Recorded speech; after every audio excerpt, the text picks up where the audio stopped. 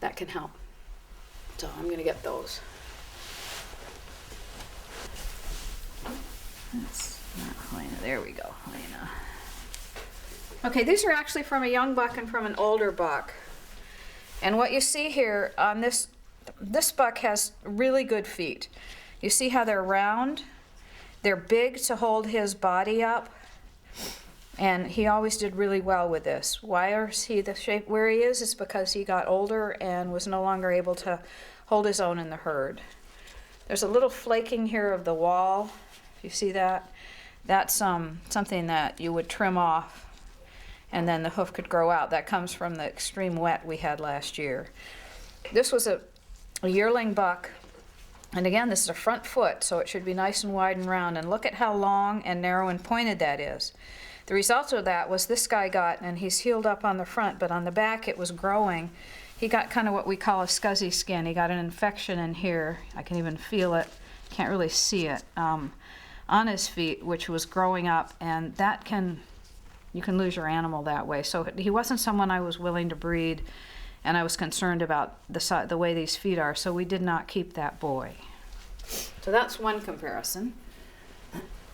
These are two front feet.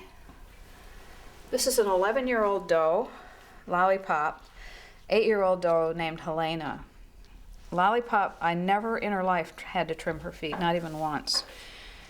Helena had trouble with her feet from the get-go, and I kept her because she was big and gorgeous and proper, had beautiful babies, but she always had trouble with her feet. And you can see the difference there. It's really helpful to see this, even if it's a little unpleasant. This foot is very narrow, and this one's a little wider, but it's still narrow. And even when it's a nice, decent length like this, you can see how it starts to fold in on itself and trap moisture in here. She never had the kind of thing that went up her legs or anything, but she would come up and hold up a front foot to me, and I would have to treat it several times a year, whereas this doe I never had to even trim. So that's just a difference in what you want to look for when you're looking at feet. And I've got one more sample. It's the same pair, but it's a back foot. Again, this one's smaller and narrower, but it's not so,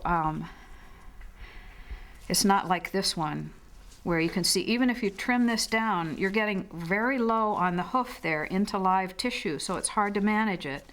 You see how that's bending over and folding on itself because of that very narrow hoof. So that's something you really want to be aware of. I can feel a little bit of infection in there, but not, you feel little, I don't know, crusty things in that. So that's something just to know. It's easier to see it in a way than when I walk around and say, well, this foot's nice and round and this one isn't.